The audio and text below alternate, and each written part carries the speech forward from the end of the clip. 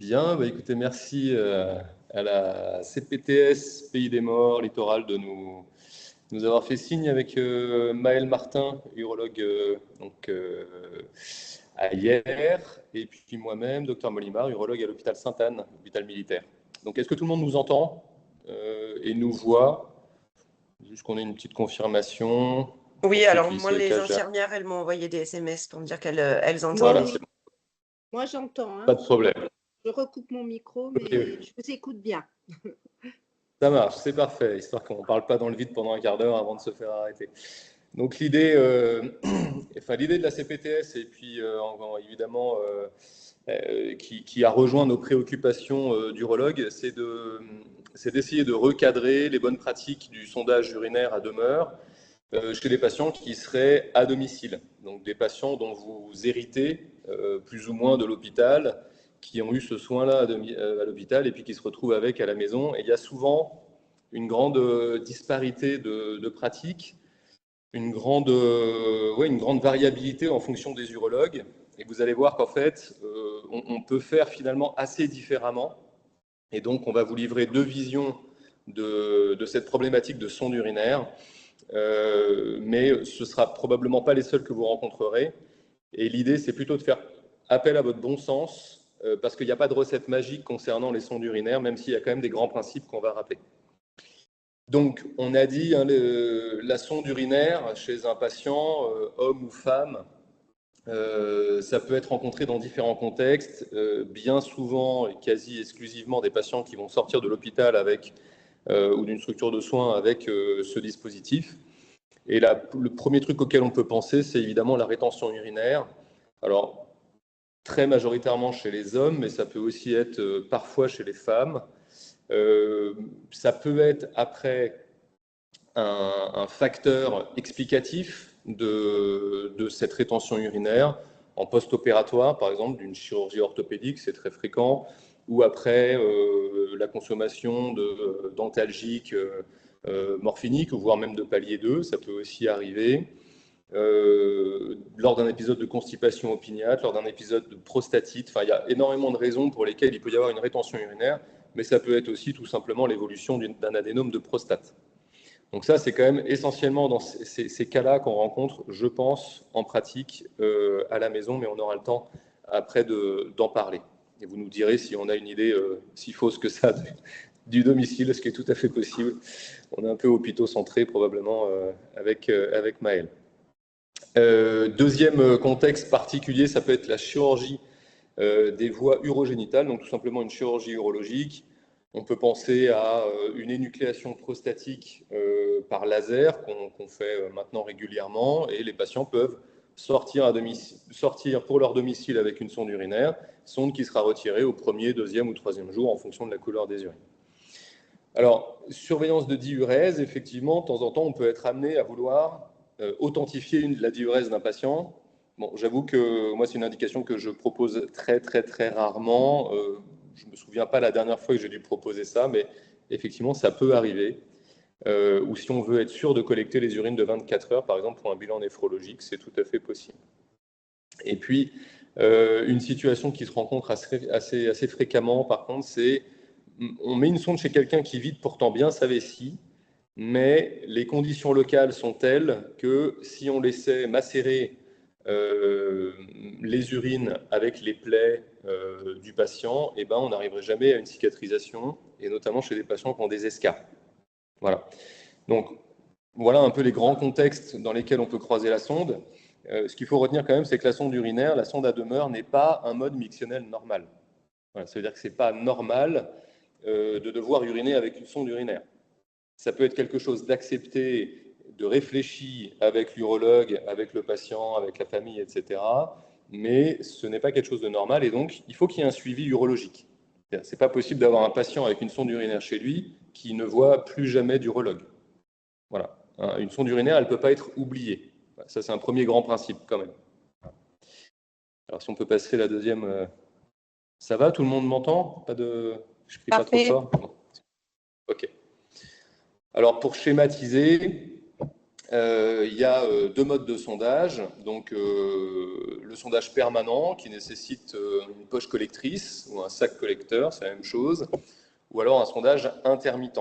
Donc, un sondage qui peut être un auto-sondage ou un hétéro-sondage en fonction de qui fait ce sondage. Est-ce que c'est le patient lui-même ou est-ce que c'est un soignant, voire un proche, hein. Moi, j'ai malheureusement quelques patients dont c'est les conjoints qui réalisent les hétérosondages, ce qui est, à mon sens, vraiment pas une bonne solution. Et donc, le sondage intermittent, c'est un sondage à chaque fois que ça nécessite une vidange vésicale. Et ce rythme-là, il peut être assez variable en fonction des gens.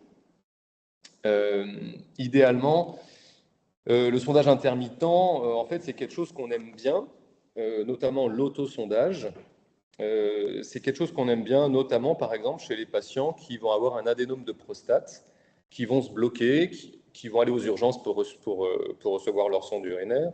Et puis, quelques jours après, ils vont voir l'urologue et on leur propose assez facilement l'autosondage qui va venir enlever la dépendance à un tuyau permanent avec une poche collectrice qui devra être plus ou moins camouflée ou portée, en tout cas par le patient pendant quelques jours, voire quelques semaines avant son intervention chirurgicale. Et qui va surtout réduire le risque infectieux et qui va améliorer les conditions locales quand nous, on va l'opérer parce que ce sera moins inflammatoire. Donc, le sondage intermittent, autosondage, ça, c'est vraiment une technique. Moi, je suis arrivé en région toulonnaise il y a 8 ans maintenant et j'avoue que c'était une bonne surprise en arrivant. C'est que Pierre-Henri Savoie, qui était mon chef de service à l'époque, avait vraiment mis ça en place de manière quasi systématique dans le service et ça marchait très très bien. Et j'étais assez étonné de voir une très bonne acceptation des patients à cet autosondage. Ça leur redonne vraiment en fait, une liberté. Il suffit de se balader, de vivre normalement avec des sondes adaptées dans ses affaires et d'aller uriner quand sa vessie demande d'aller uriner. Voilà. Voilà, et ensuite, donc, le sondage à demeure, celui-ci permanent, si on ne peut pas faire d'autosondage. Alors, je reviens juste un tout petit peu en avant. Il y a une question très fréquente qui est le nombre de sondages qu'un patient doit faire quand on fait des autosondages. Alors, la réponse qu'on peut faire, c'est combien de fois nous-mêmes allons uriner, en fait, par jour. Bon, en fait, en fonction des gens, ça va être entre 4 et 6 fois, admettons. En fait, la première réponse à ça, ça va être 5 fois par jour, parce que c'est en moyenne 5 fois par jour qu'un patient va uriner, parce que sa vessie sera pleine et va lancer ce signal-là. Donc, si on voulait donner un chiffre, ce serait 5 fois par jour. Après, il peut y avoir différents cas, en fait, différents cas d'un patient qui va avoir besoin, par exemple, d'un autosondage le soir pour ne pas être réveillé toute la nuit par des envies d'uriner, mais comme il sera très confortable le jour, il n'aura pas envie de faire des autosondages, et donc ce serait peut-être une négociation avec l'urologue qui pourra lui dire « Ok, pour un autosondage le soir avant de dormir, comme ça il dort bien, et puis ensuite il vit sa journée, si tant est qu'il n'ait pas de gêne en journée. » Vous voyez, donc ce rythme d'autosondage, il est adapté à la capacité vésicale du patient, en fait. Voilà. Et à sa gêne. Donc, on peut émettre une réponse qui convient la plupart du temps, qui est 5 fois par jour, mais ça peut être adaptable. Voilà. Ensuite, donc, la sonde à demeure. Donc, évidemment, là, je ne vous apprends pas grand-chose. Il y a deux types de sondes. Vous avez des sondes en latex, des sondes en silicone. Celles qui sont en silicone, c'est les sondes transparentes. Les sondes de silicone, elles sont réputées pour être plus rigides et pouvant être portées. Enfin, c'est plutôt celles-là qu'on va mettre quand on va faire du sondage à demeure. Voilà, parce qu'elles vont peut-être moins s'incruster, moins se boucher. Bon. Leur taille, elle est exprimée en French ou en charrière. Donc, quand on dit une sonde de 16, c'est une sonde de 16 French ou de 16 charrière. Ce que les gens savent moins, c'est que, en fait, d'une part, c'est la même chose, et que d'autre part, ça correspond, en fait, 3 unités de chaque, donc 3 French ou 3 charrières, ça correspond à 1 mm. Voilà. Donc, quand on a une sonde de 16, on va diviser par 3, et on a une sonde qui sera approximativement entre 4 et 5 mm de diamètre. Vous voyez, donc ça correspond à peu près à ce qu'on a dans les mains au moment où on se fait la réflexion. Alors, pourquoi on compte ça en French? Sincèrement, je pense que c'est historique. On aurait pu tout à fait garder les millimètres, mais voilà, c'est comme ça, on aime bien faire compliqué. Ensuite, les sondes, elles peuvent être à 2 ou à 3 voies. Donc 2 voies, c'est celle qu'on a sur la photo, c'est la plus classique. C'est évidemment une voie pour collecter les urines, enfin pour la sortie d'urine, qui est le canal principal.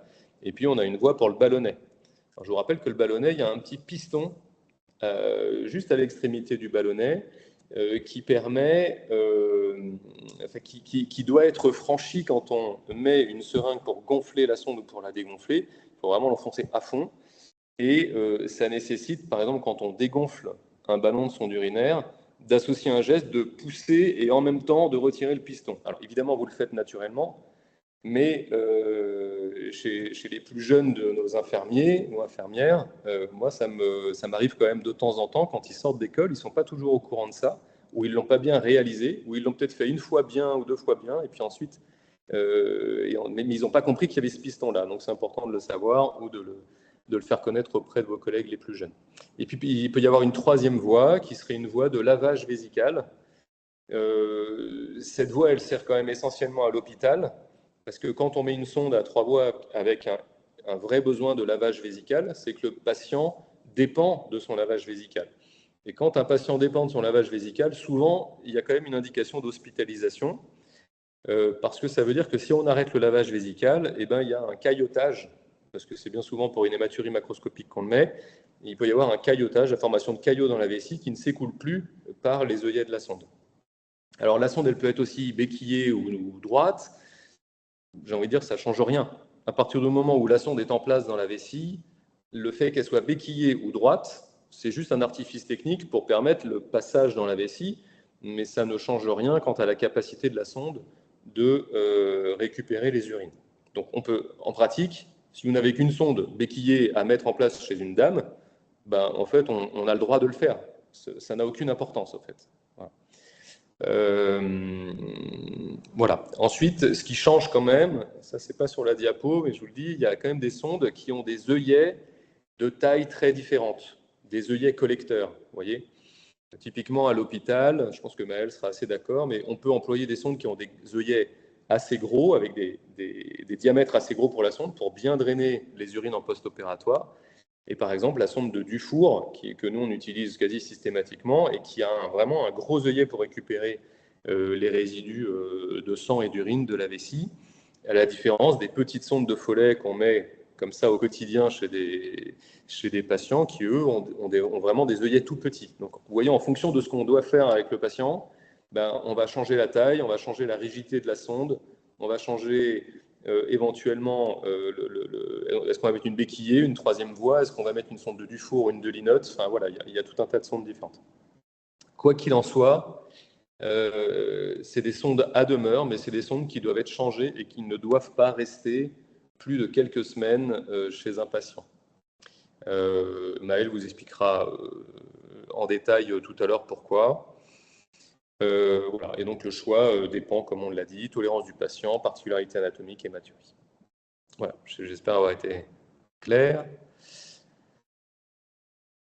Alors, un autre questionnement qui se pose essentiellement chez l'homme et pour la technique de pose, mais qui se pose chez tout le monde pour les premiers items de la diapo, c'est quels sont les bons principes de pose d'une sonde urinaire. Donc, c'est un geste stérile, donc qui nécessite un badigeon, un nettoyage, détertion et badigeon de la zone, évidemment, avec un champage stérile, la mise en place le port de gants stériles. Il faut que le sondage soit clos. Alors, pour mémoire, le sondage clos, c'est je mets la sonde urinaire sur mon champ stérile, je mets ma poche collectrice d'urine sur mon champ stérile, et il faut que les deux soient connectés avant de mettre la sonde dans l'urètre. Voilà, c'est ça un sondage clos. C'est-à-dire qu'on ne va pas le clôturer après le sondage, mais on le fait avant pour être le plus propre possible dans la connexion de la poche collectrice et de la sonde.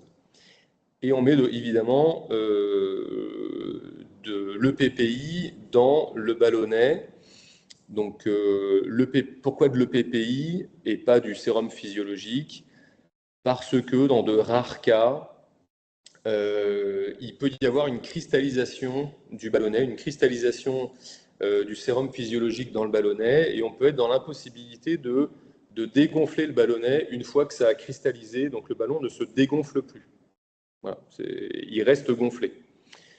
Alors c'est extrêmement rare. Moi, si je l'ai vu 2 fois dans ma vie d'urologue, c'est bien le maximum. Peut-être Maël nous dira tout à l'heure qu'il en a vu plus que moi.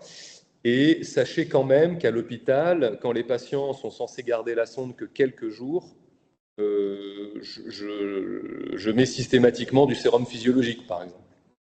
Parce que ça n'a pas d'intérêt. Ça n'a d'intérêt que si ce sont des sondes réellement à demeure qui restent plusieurs semaines en place. Donc, il ne faut pas se mettre martel en tête, il ne faut pas se mettre la pression, en fait, si on n'a pas d'eau distillée avec soi. J'ai envie de dire, on s'en fout un peu. Ça fait partie des grands principes qui ont été appris à l'école, mais qui ne sont pas très pertinents en pratique clinique. Sauf quand les gens vraiment portent les sondes à demeure pendant plusieurs semaines, et surtout quand la sonde est oubliée, quand il n'y a pas de suivi urologique particulier, là, effectivement, on peut tomber sur des ballonnets cristallisés, mais c'est rarissime, rarissime. Voilà. Ensuite, et ça c'est intéressant, pour le sondage chez l'homme, il y a quand même une petite particularité anatomique chez l'homme. Je ne sais pas si vous voyez ma souris. Non, probablement pas, parce que ce n'est pas moi qui partage mon écran. Mais il y a une particularité anatomique chez l'homme, c'est que l'urètre, d'une part, est long, et évidemment, il y a une prostate. Et vous voyez, il y a cette espèce d'angle-là, au niveau où est la flèche un peu à gauche, un peu là, voilà. Ici, vous avez l'urètre bulbaire. Et cette urètre bulbaire, c'est là où il y a plusieurs options pour sonder, et notamment une grande idée aussi que tout le monde a appris à l'école, que ce soit à la fac de médecine ou dans les écoles d'infirmiers ou d'infirmières, c'est qu'il faut, dans un premier temps, mettre la verge au zénith et ensuite faire progresser la sonde. Et ensuite, quand ça bloque, c'est-à-dire quand la sonde arrive au niveau de ce fameux urètre bulbaire, parce que vous voyez que ça fait un angle quasiment droit, hein, donc oui, la sonde, on a l'impression que la sonde se bloque, d'accord ? Et là, on est censé allonger la verge, c'est-à-dire l'horizontaliser pour permettre de passer l'obstacle.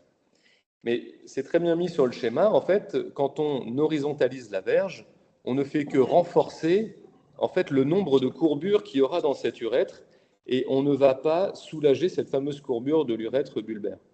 En fait, c'est ça qui... Je ne sais pas pourquoi on a appris ça. Voilà, je pense que les urologues ne comprennent pas pourquoi on apprend ça, parce que ça ne sert à rien. Et au contraire, il faut insister sur l'élévation de la verge au zénith pour d'une part faire disparaître le premier virage que vous voyez sur le schéma, et d'autre part pour allonger l'angle. Plus on va tirer vers le haut, et plus on va permettre à cet angle-là, en fait, de s'adoucir et de permettre le passage des sondes. Voilà. Moi, quand j'ai des internes avec moi, je leur dis qu'il faut décoller le patient du lit, quoi. Vous voyez ? Voilà. Okay. Il faut tirer à tel point que, voilà, il faut décoller le patient, quoi. Et là, à ce moment-là, ça peut mieux marcher que d'horizontaliser la sonde. Ça craque jamais, hein, vous êtes tranquille. Ok, voilà, merci de la précision. Et il y a un autre concept intéressant quand on pose des sondes urinaires, notamment chez un homme, c'est qu'on dit les petites buttes et les grosses passes. Petite référence géographique, mais en fait, c'est assez fréquent qu'une petite sonde en fait, se perdent un petit peu dans les méandres de l'urètre, n'ait pas assez de rigidité pour pouvoir franchir ces différents obstacles, malgré tout le gel de xylocaïne qu'on aurait pu mettre au début. Et donc, à ce moment-là, il faut augmenter de taille. Donc, on a une 18, ça ne marche pas, et ben on va prendre une 20 ou une 22, parce qu'elle sera beaucoup plus rigide. Et ça veut dire ce qu'on sentira dans la main au moment où on va sonder, pendant le sondage, on sentira beaucoup mieux en fait les éventuelles résistances qu'il va falloir franchir.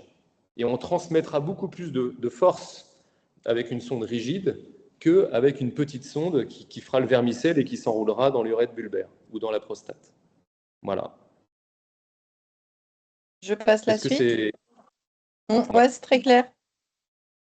Voilà. Je pense que je vais passer la main maintenant à... Alors, pas encore, j'ai encore une diapo, puis après, je passerai la main à Maël. Alors voilà, ça c'est une autre arlésienne du sondage urinaire, c'est de savoir qu'est-ce qu'on fait une fois que le patient est à la maison, en fait, qu'est-ce qu'on fait des poches. On a dit que c'était un sondage clos. On a dit qu'une sonde urinaire devait être changée au maximum tous les mois, mais bien souvent la poche, elle se déchire, elle est trop grosse, elle est trop petite. À l'intérieur c'est du pus, ou à l'intérieur ça devient tout bleu. Enfin, qu'est-ce qu'on en fait de cette poche en fait?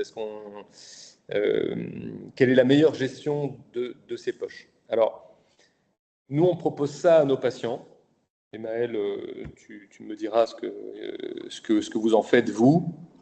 Et ce qu'on propose aux patients, c'est d'avoir dans leur ordonnance, en fait, 2 types de poches collectrices. Là, on parle bien que de poches collectrices, hein. La sonde est en place. La sonde est toute neuve. Ils peuvent la porter jusqu'à 4 semaines, 4-5 semaines.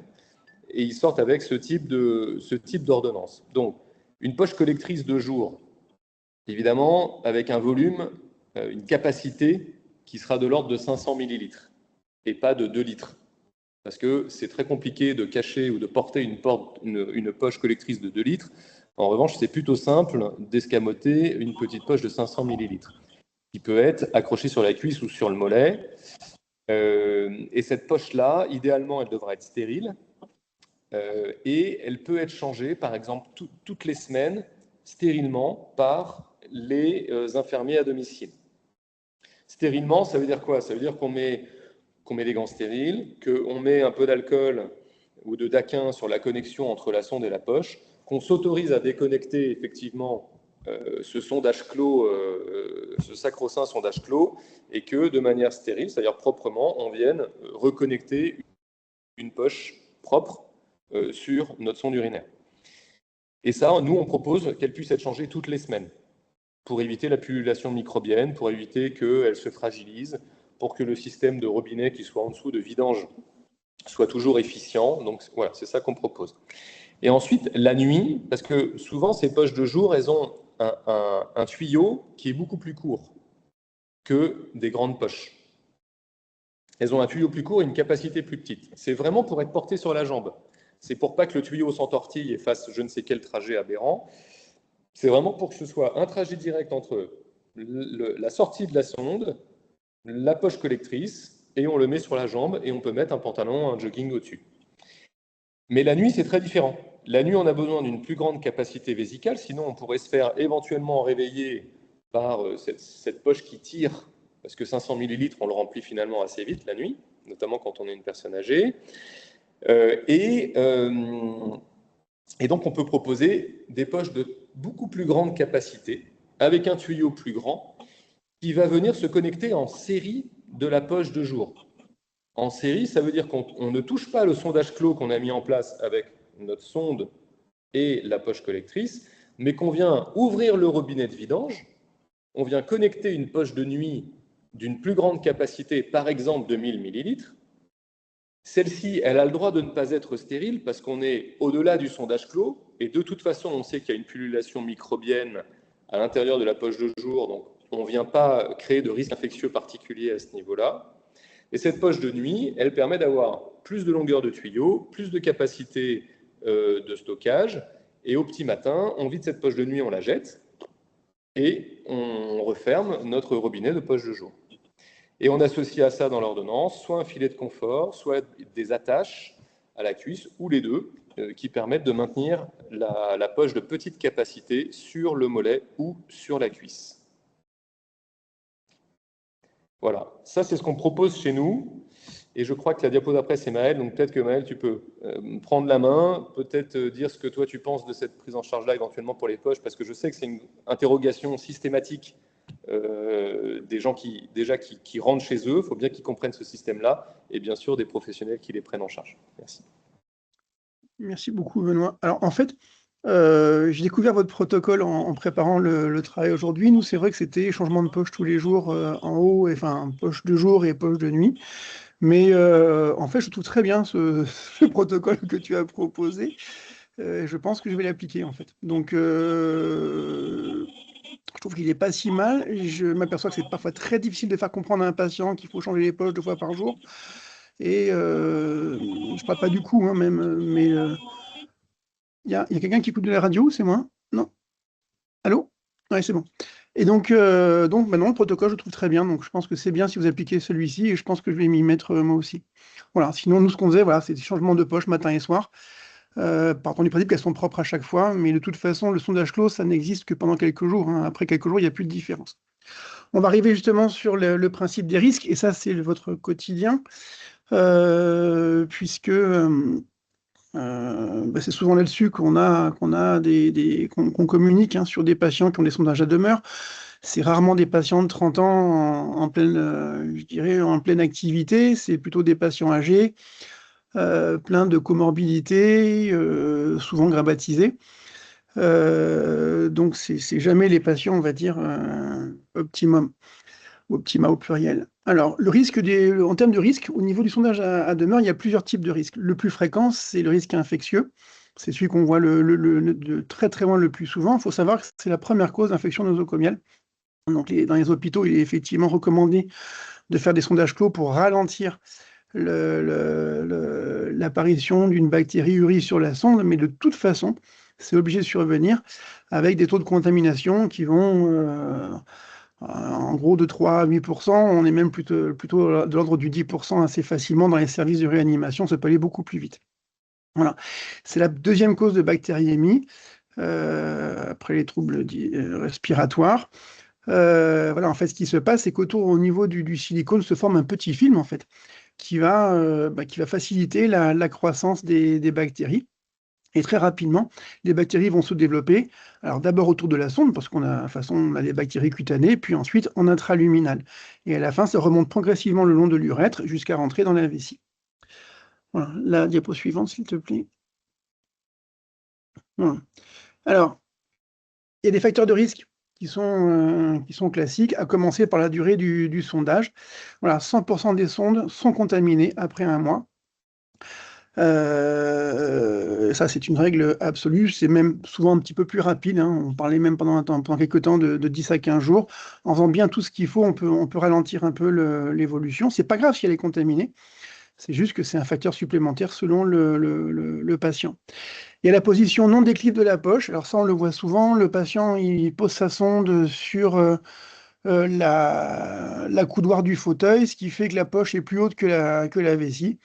Et il faut, pour que le drainage se fasse correctement, il faut absolument que le drainage se fasse par voie déclive, du haut vers le bas. Même si la pression abdominale est supérieure à la pression atmosphérique, ça n'est pas suffisant pour faire remonter de quelques centimètres. Voilà. La pression vésicale vide, c'est entre 10 et 20 cm d'eau. Donc il faut que la poche soit toujours plus basse. Voilà, il y a d'autres facteurs qui sont des facteurs protecteurs, à commencer par les soins et la gestion infirmière. En pratique, on sait que les patients qui se débrouillent seuls sont souvent moins adeptes de l'hygiène, c'est souvent fait un petit peu plus à l'arrache. Et donc, la présence des infirmiers est effectivement un facteur qui réduit le risque d'infection. Les poches de recueil avec système anti-retour, ça existe. Il n'y en a pas tant que ça, c'est souvent très cher, c'est propre à la réanimation. Et le coût est trop important pour des gens à domicile. La Sécu a déjà pas mal de choses à payer, à commencer par les professionnels de santé. Voilà. Pour ce qui est des drainages clos, le fameux système clos, voilà, vous voyez que vous avez moins de risques infectieux pendant les 2 premières semaines, et après, plus rien. Alors, pourquoi ce n'est pas réalisable en chirurgie? Il faut savoir, quand on fait des chirurgies type énucléation ou résection de vessie, les patients sont sondés, mais nous, en fait, on met du sérum en fait, dans la sonde. Donc, l'appel d'intervention réalisé, de toute façon, on est déjà en train de remplir la vessie par l'extérieur, donc ça ne peut pas être clos, c'est absolument impossible.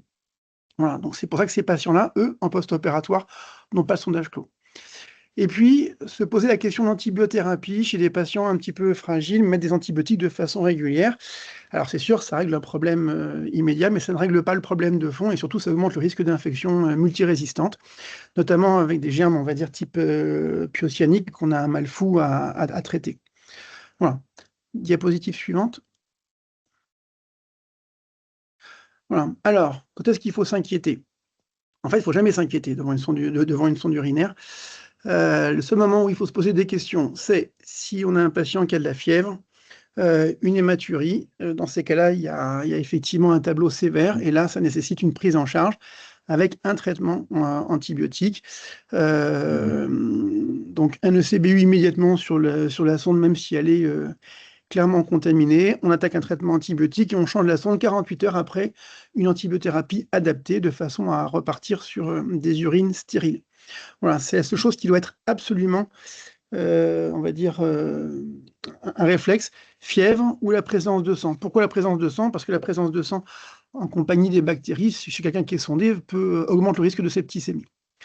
L'odeur, ça a été longtemps considéré comme un symptôme en médecine, jusqu'à ce qu'on s'aperçoive qu'en fait non, ce n'était pas le cas. Donc même si les odeurs sont fortes, même si ça sent le plâtre mouillé dans certains cas, selon certaines bactéries, on ne fait rien de spécial, l'odeur n'est pas un symptôme, jamais. La pyurie massive, vous avez déjà vu ça, des urines blanches dans des poches à urine, on est vraiment sur du pu. Voilà. Le problème, c'est que si le patient tolère bien, de toute façon, changer la sonde, mettre sous antibiotique n'y changera pas grand-chose dans l'immédiat. Donc on peut effectivement, s'il y a des symptômes généraux, faire un ECBU, mais là on est dans le syndrome septique classique, ECBU, traitement et changement de sonde, sinon à part augmenter la diurèse et réduire les facteurs de risque, c'est le principal. Et puis on voit de temps en temps des urines violettes ou bleues. Voilà, ce sont des infections avec différents types de germes. En fait, c'est un problème lié à la présence du tryptophane qui n'est pas dégradé. Et il n'y a rien à faire en plus, c'est juste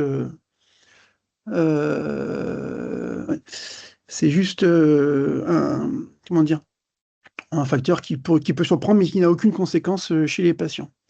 Dernière chose qui est impérative, on ne fait jamais de CBU s'il n'y a pas de signe fonctionnel, parce que de toute façon, avec la sonde urinaire, même si le patient va très bien, même si la sonde a 8 jours, vous tombez sur une bactériurie.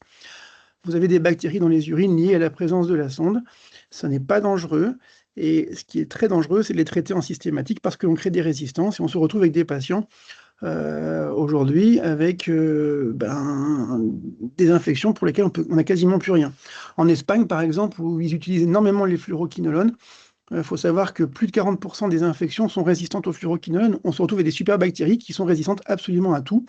En France, on est encore un petit peu protégé parce qu'on fait attention, mais on voit de plus en plus de bactéries résistantes à tout. Voilà. Diapo suivante.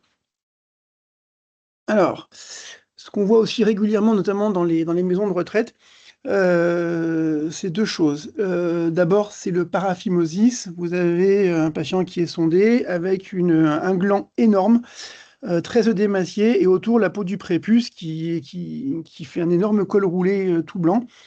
C'est ce qu'on appelle le paraphimosis, c'est-à-dire qu'on ne peut pas recaloter le patient.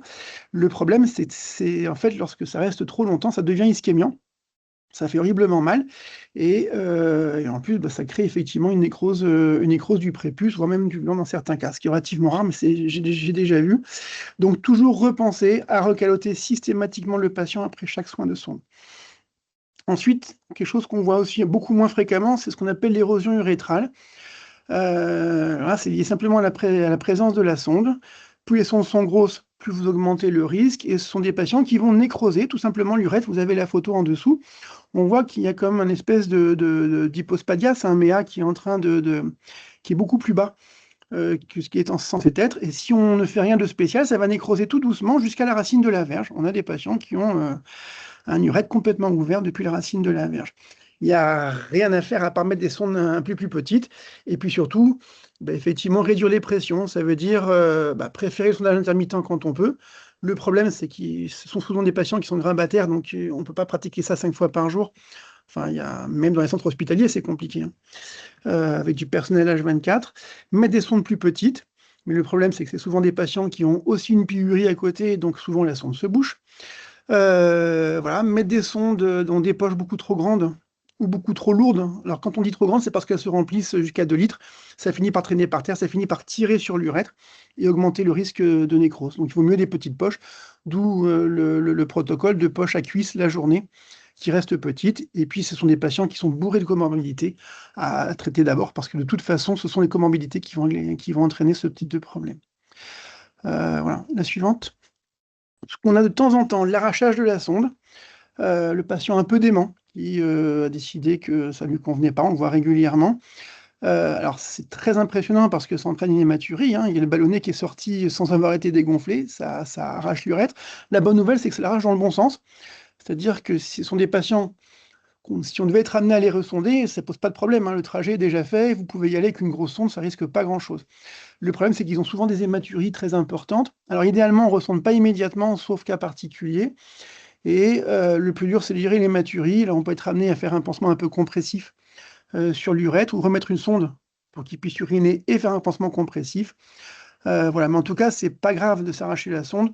La question, c'est faut-il le ressonder? Donc ça dépend du patient. C'est plus embêtant sous un anticoagulant parce que ça peut saigner énormément. Et malheureusement, il n'y a pas grand-chose à faire, même les reprendre au bloc pour faire une coagulation, ça saigne un peu de partout, c'est plutôt veineux, et on peut pas coaguler tout l'urètre, c'est pas possible.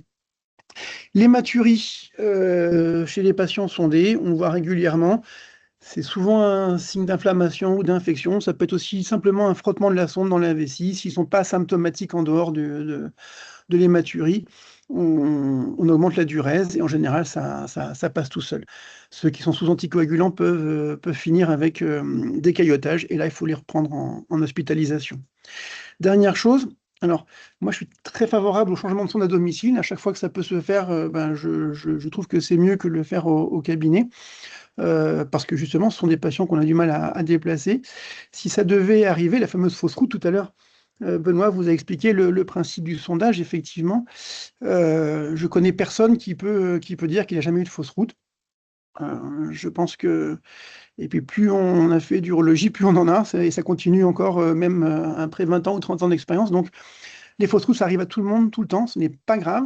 La règle, effectivement, la traction, ça permet de réduire très facilement le risque de fausse route, mais si ça devait arriver, c'est pas grave. On peut tenter une sonde plus grosse, et si c'est pas possible, à ce moment-là, il faut savoir passer la main, et on peut être amené, nous, à sonder sous cystoscope, sous anticoagulant, ou mettre un cathéter suspubien s'il le faut. Voilà. Pour l'histoire du ballonnet, là, je reviens tout à l'heure à l'histoire du ballonnet qui ne se vide pas, hein, la cristallisation. Alors je fais comme Benoît, moi sur des sondages courts, je me fous réellement ce qu'on me donne, c'est de l'eau ou du sérum Phi, ça change absolument rien. Sur le long terme, oui, ça peut poser des problèmes. Alors avant, on mettait de l'éther. Je ne sais pas si tu as fait ça, Benoît. À l'époque où dans les hôpitaux, on avait de l'éther, on en mettait un tout petit peu dans la sonde, ça faisait fondre le latex. En général, les patients hurlaient parce que ça les brûlait, mais ça marchait très bien. Ensuite, on essaie de gonfler, ballonner jusqu'à ce qu'il pète. Ça marche, oui, hein. Ça marche pas très bien parce que souvent c'est plus solide qu'il n'y paraît. Et puis parfois on met une aiguille sous échographie et ça permet parfois de faire péter le ballonnet en amont. C'est très embêtant. En tout cas, faut pas forcer. Si à domicile on n'arrive pas à enlever une sonde, on force pas. Vaut mieux l'envoyer et nous on fera ce qu'il faut. Et Pour si vous l'histoire du avez rien fond, pour gonfler, et si ouais, vous avez rien pour gonfler le ballonnet, vous pouvez mettre de l'air aussi. oui, ça marche très bien. Ça marche. Ça marche très bien. Pour quelques jours, c'est parfait. C'est vrai, tout à fait. Pour ce qui est des autres problèmes des patients sondés à demeure, ces patients qui spasment, hein, qui ont des douleurs régulières comme envie d'uriner, espèce d'envie d'uriner irrépressible, ça peut être extrêmement douloureux. Le traitement sont les anticholinergiques. Alors il y a le Vésicar, le Toviaz, et idéalement nous mettez plutôt de l'oxybutynin type Bitropan parce que c'est plus fort, mais il faut en prendre plein de comprimés. Et puis les nouvelles générations comme le Betmiga ou le Vibegron, qui marchent aussi, qui ne sont pas contre-indiqués en cas de glaucome, mais malheureusement, il n'y a pas grand-chose à faire. Parfois, on réduit un petit peu la taille du ballon. Ça peut aider, mais il n'y a pas de règle en fait. Et puis, dernière chose, on voit de temps en temps des patients, quand ils ont souvent des prostatites à répétition sur leur sonde à demeure, on finit par leur mettre un cathéter suspubien qui va se transformer en sondage avec des sondes de Foley, comme vous avez vu tout à l'heure. Voilà, il y a moins de risques infectieux puisqu'on ne passe pas par l'urètre prostatique, donc c'est beaucoup moins délétère. C'est très facile à changer à domicile, il faut juste un petit coup de main, il faut enlever la sonde et mettre l'autre à la place. Il n'y a pas d'angle, c'est tout droit, direct. Généralement, ça ne pose pas de problème. Le seul problème, c'est qu'il faut faire des soins de paroi tous les 2 jours. Mais j'ai rarement vu d'abcès au niveau de la stomie. J'en ai, pour être très franc, j'en ai vu, mais pas beaucoup. Donc voilà, donc ça, c'est absolument pas un problème. Et ça peut se faire à domicile sans difficulté. Si un jour vous avez besoin, je pense que vous demandez à Benoît ou à nous, on vous montrera une fois, c'est vraiment très simple. Les ablations de sonde, alors il y a des écoles différentes, il y en a qui le font le soir tard ou le matin. Nous, on aime bien les faire le matin parce que on est là. Quand les patients se mettent en rétention en début d'après-midi, on est là, on est disponible. D'où le fait de le faire avant 10 heures. On peut remplir la vessie, mais on n'aime pas trop. L'idée, c'est de ne pas rajouter du liquide dans une sonde qui est infectée, c'est laisser le patient boire et uriner derrière. Bien penser à dégonfler et ballonner. Donc, généralement, c'est gonflé à 10. Alors, petit aparté, le chiffre qui est marqué sur la sonde urinaire, c'est le remplissage maximal du ballonnet. Quand c'est marqué 50 ml, il ne faut pas les remplir à 50 ml, mais seulement à 10 ou 15, ou je ne sais pas si tu montes jusqu'à 20, mais pour une sonde standard, 10 suffit. Quand c'est gonflé à 50, il faut savoir que derrière, il faut le dégonfler à 50. Voilà, et ça, on le voit malheureusement une fois de temps en temps. Donc, ne pas mettre plus de 10 cc pour quelqu'un qui est à domicile. Voilà. Et puis, pas de CBU, parce que de toute façon, ça a été très discuté, et en fait, c'est sorti de recommandations. De toute façon, s'ils font une infection, c'est pas sur les germes qu'il y avait sur la sonde. La diapo suivante. Voilà. Les alternatives. Alors, on a parlé tout à l'heure des sondages intermittents, je ne reviens pas dessus. La cystostomie, j'en ai touché un mot. Il y a effectivement des stents urétro. Alors, il y a les stents métalliques qui sont la vieille génération. Et puis, le dernier modèle, je vais laisser Benoît en parler parce que moi, je n'en ai pas l'expérience. Donc, je sais que Steve l'a fait aussi. Qu'est-ce que tu en penses de ça? Oui, donc c'est le stent qui s'appelle Exim. Alors, je ne sais pas si vous voyez bien sur les différentes images, parce que en fait, c'est le mode d'emploi pour l'urologue, pour qu'il sache comment faire. Donc, c'est un dispositif qui se met à l'œil nu, n'importe quoi, qui se met à l'aveugle, avec un dispositif qu'on introduit par l'urètre, et il y a un système de largage d'un stent, d'un petit morceau de plastique qui vient conformer, enfin qui vient écarter la prostate, avec des petits œillets qui sont présents dans la vessie, qui fonctionnent comme une sonde urinaire, mais qui ne pontent que la prostate. Ensuite, le stent s'interrompt pour que le sphincter puisse fonctionner, et avec un petit fil qui relie à un autre dispositif qui, lui, ne sert qu'à retenir ce stent prostatique pour ne pas qu'il glisse dans la vessie. Donc, en pratique, c'est en deux parties.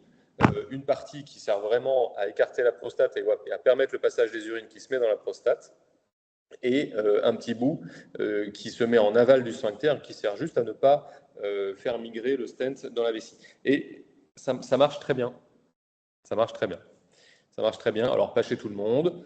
De temps en temps, ça fait saigner. De temps en temps, ça migre. De temps en temps, ça s'infecte, évidemment. Mais on arrive à, notamment chez les personnes âgées qu'on n'a pas envie d'opérer parce que très comorbides, parce que anticoagulants, parce que 95 ans, parce que tout ça, on peut leur permettre d'avoir un confort urinaire plutôt satisfaisant avec ce système. Il doit être changé régulièrement. Donc, il y a un fil. Alors, ce qu'on ne voit pas, c'est qu'il y a un fil qui sort par l'urètre qui permet de le tirer. Même si ce fil devait rentrer dans l'urètre pour une raison ou pour une autre, on va le chercher en cystoscopie et on retire dessus et ça vient relativement facilement pour le retirer. Voilà. Et peut-être un tout petit mot sur l'ablation de sonde urinaire. Souvent, les patients viennent voir l'urologue après leur passage aux urgences. Donc, ils ont la sonde, ils viennent nous voir un matin, et puis ils nous disent vivement que vous enleviez cette sonde parce qu'on n'en peut plus et tout ça. Donc, très bien, mais enlever une sonde urinaire, ça veut dire que la vessie est vide. Et donc, il y a tout un temps pédagogique que vous pourriez éventuellement contribuer à nous faire gagner, qui est de dire aux patients qu'il n'y a rien de magique et que quand on va enlever la sonde, on va devoir attendre que la vessie se remplisse, on va demander aux patients de boire, et tout ça, ça prend des heures en fait. Alors ça dépend des patients, mais nous on leur dit, on les convoque à 8h45, 8h30, on enlève la sonde directe, mais on ne les relâche souvent qu'à 14h. Donc c'est vraiment toute une matinée à traîner entre la cafétéria et la salle d'attente de la consultation, juste pour savoir s'ils ont refait pipi. Alors pour certains cas, quand ils habitent à côté de l'hôpital, on leur demande de revenir directement en début d'après-midi pour faire une débimétrie, une échographie post-mictionnelle pour être sûr que tout aille bien. Mais voilà, c'est un petit travail pédagogique qu'on fait souvent avec les patients.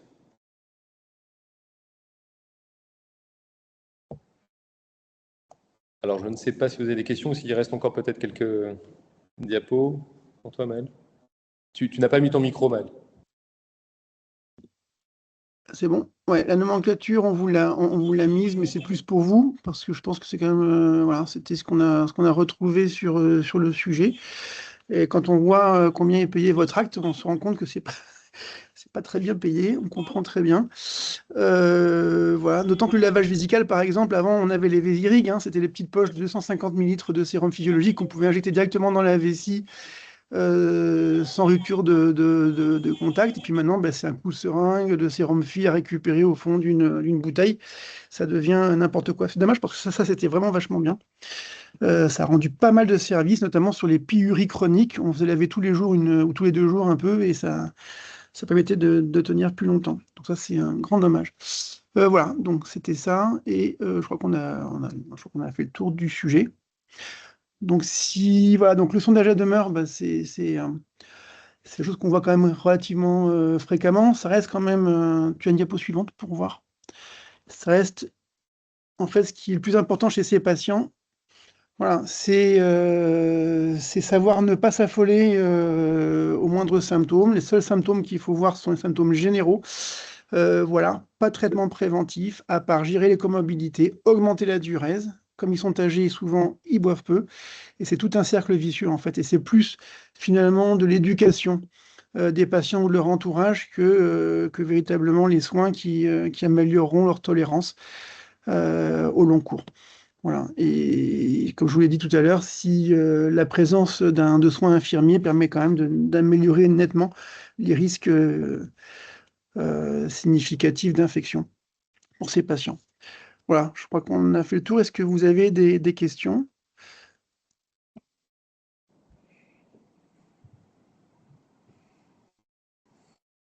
Merci déjà pour cette intervention. Je pense que, moi, il y a pas mal de choses que j'ai appris ou revues et qui permettent d'avoir peut-être une meilleure vision du sondage à demeure au domicile.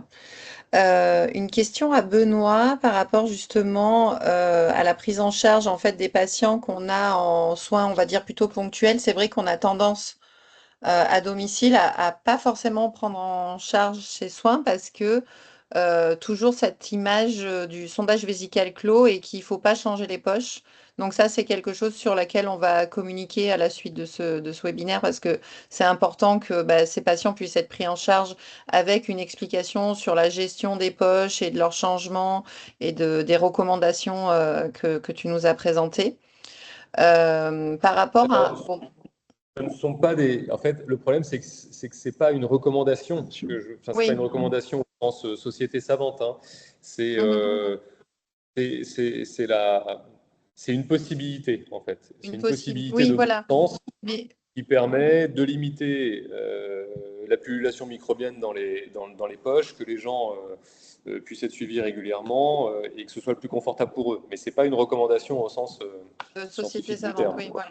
Oui, mais de pouvoir expliquer aux infirmiers de nos territoires que voilà, il y a quand même que s'il y a ce type de prescription, c'est par rapport à cette prise en charge-là et vos expériences pratiques à l'hôpital Oui, c'est ça. aussi. Par rapport à la gestion de l'ablation de la sonde pour des patients qui sont sondés ponctuellement, est-ce que ça serait intéressant pour vous, en fait, de leur expliquer de la clamper avant d'arriver en consultation ou ça doit pas se faire?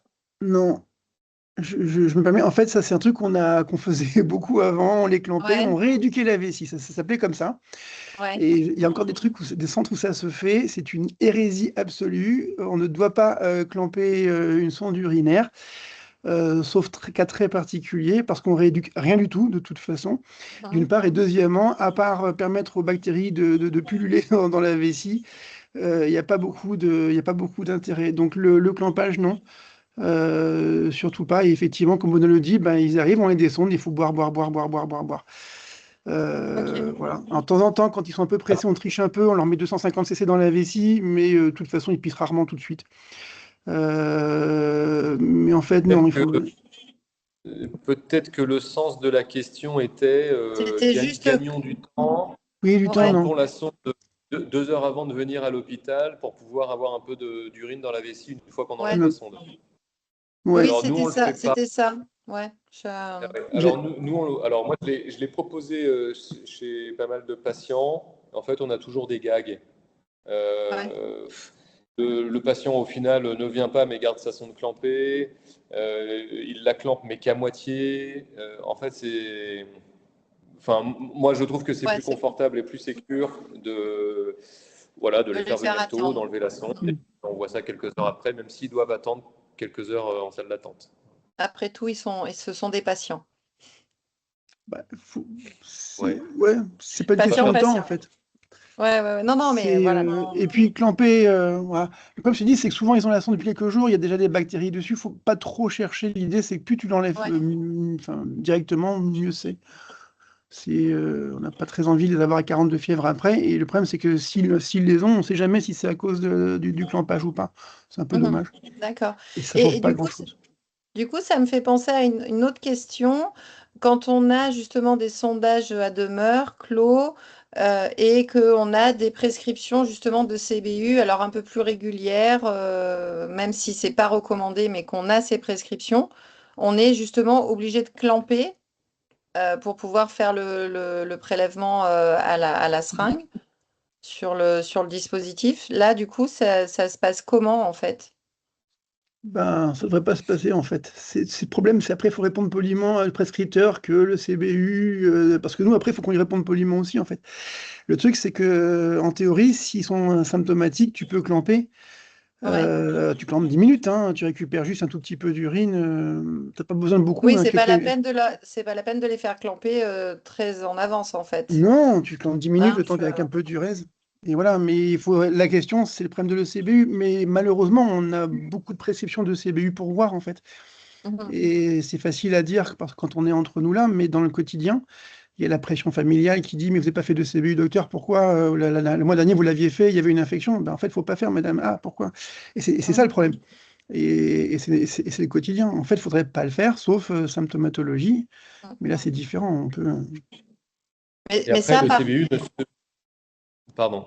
vas-y, Benoît. Ouais. Non, juste un mot. Le CBU ne se fait jamais dans la poche collectrice. Non, jamais. Ça, Oui, c'est c'est pour une ça, grande c'est question. pour ça qu'on Tu clampes 10 on minutes. clampe en haut et on prélève Ouais. Tu clampes 10 dans minutes, le pas plus. septum. Ouais, voilà, 10 minutes Ouais. avant de pouvoir prélever. Ok. Ça Ça, suffit je amplement. pense que déjà, Il c'est. faut, il faut 5 cc, hein, c'est tout. Hein. Oui, voilà. Donc ça va quand même assez rapidement, 10 minutes Mm. suffisent. Mm. On a des Ok. questions dans le chat. Euh, Tu peux remettre la diapo sur la nomenclature, s'il te plaît, Virginie, par Oui, rapport au changement de poche. oui. Euh, Changement de sonde urinaire, ouais.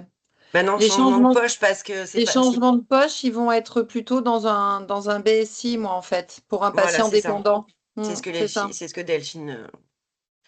Alors, Donc il faut que Voilà, ouais, que ce soit prescrit en BSI, quoi. il faut que ça soit prescrit en BSI. En fait, même tout ce qui pourrait être éducation au changement de poche, ce genre de prise en charge, si les patients vont être amenés à s'autonomiser, je pense que même l'urologue peut prescrire un BSI avec plus ou moins un changement de sonde qui sera intégré dans le BSI plutôt que peut-être même de passer sur de l'AMI 3 ou 4. Si alors, on fait que cet acte-là. c'est là où moi je veux bien mettre tout ce que vous voulez. C'est le BSI, c'est quoi? C'est bon soin Le infirmier, c'est BS, ça? Bilan. oui, voilà, c'est ça, le bon soin infirmier. Non, non, non, c'est le bilan de soins infirmiers.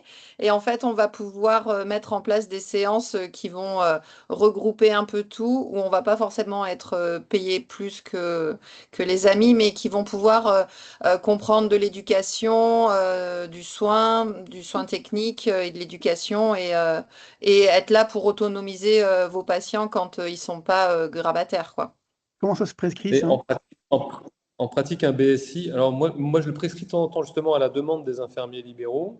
Oui. Mais ce que je ne sais pas, c'est en fait, qu'est-ce qu'il y a derrière? Il y a le fait que, enfin, vous y passez En fait, quand on va vous pouvoir, quand le médecin il prescrit détermine la un fréquence. bilan de soins infirmiers pour personnes dépendantes, après, si vous voulez rajouter le statut urologique pour personnes dépendantes pour des soins de sonde à demeure, avec éducation à la santé. Enfin, derrière, on va pouvoir mettre en place le nombre de séances que l'on souhaite.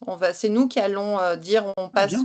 tant de fois dans la journée on va faire telle et telle chose et puis du coup le logiciel de la CEPAM va pouvoir nous dire ce patient vous allez pouvoir coter tel type de forfait avec le nombre Ok. de passages par jour et le déplacement.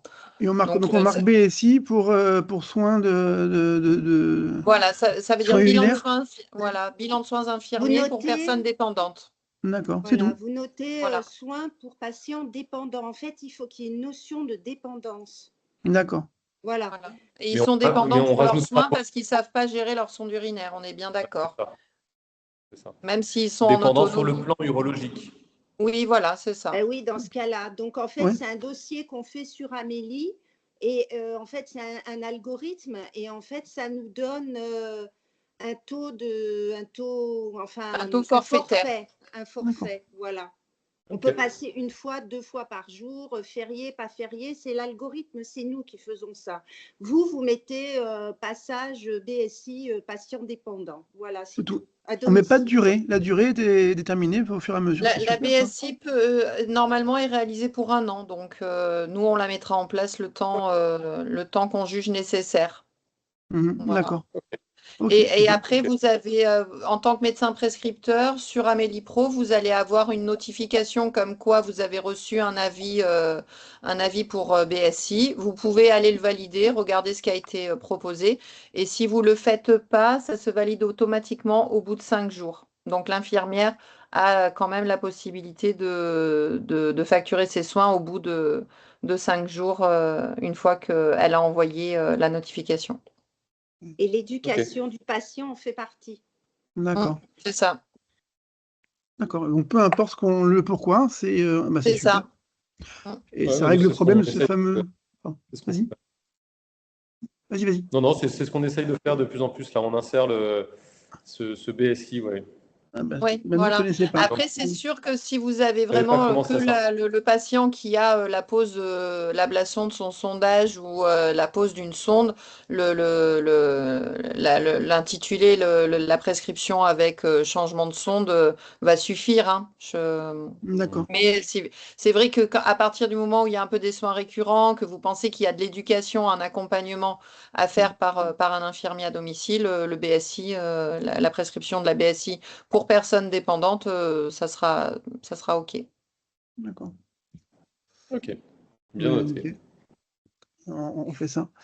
Et je réfléchissais. Et alors nous, il y a une grande discussion comment ça s'appelle? Sur les réseaux, là, je sais pas si tu as un truc au syndicat des urologues sur le fameux désondage, puisqu'il n'y a pas de cotation infirmier pour le désondage. On a vu un truc qui était passé, on en a parlé l'autre jour avec Avec Virginie. le BSI, du coup, Ça passe ça automatiquement. passera, ouais. Ah ben voilà, d'accord. Ok. Avec le BSI, ça passe, ouais. On vous marque par exemple BSI et avec tentative de désondage à J10, par exemple. Ça c'est faisable, Oui, c'est ça? voilà, éducation, ouais, c'est Ok. ça. Mais On enfin, marque pas voilà, l'éducation, sans on est bien préciser, d'accord, c'est BSI, patient dépendant et basta. patient dépendant, ouais. C'est D'accord, ça. ok. Plus on en rajoute, plus ils vont être vigilants à ce que ça. À chaque Non, ligne. D'accord. ouais. Non, non, après, voilà, c'est pas la peine de mettre de Après, notions. ouais, Enfin, voilà, après, c'est nous qui nous organisons avec le patient en fonction du bilan qu'on réalise. D'accord. le problème du désondage à Après, la vous maison, pouvez c'est que faire, c'est. Oui, pardon. vous pouvez, pardon, excusez-moi, vous pouvez faire 2 ordonnances en fait. Vous faites la BSI, donc ça part, voilà, on fait le dossier, Amélie et tout ça, et vous pouvez faire une ordonnance à côté, et vous nous dites exactement ce que vous voulez en fait.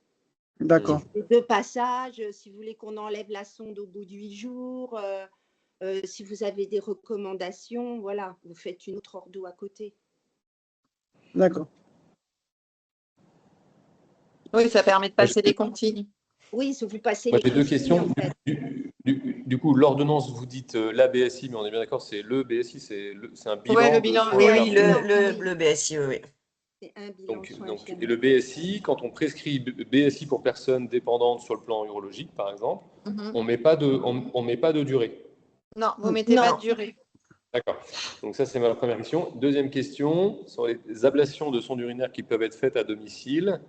Les infirmiers, dans leur arsenal, n'ont pas de bladder scan ou d'équivalent dans leur voiture pour permettre de voir si la vessie se vide. Parce Non. que Non. bien souvent, c'est pour ça que nous, on a vraiment beaucoup de mal à les faire à la maison, parce que c'est pas parce qu'un patient urine qu'il vide sa vessie, quoi, en fait. C'est ça. Alors, Oui, il peut y avoir nous, un résidu mictionnel assez nous, important. Ouais. Oui. Mm. ce qu'on fait dans ce cas-là, c'est qu'on fait des sondés le matin avant 10 heures, mais ils sont convoqués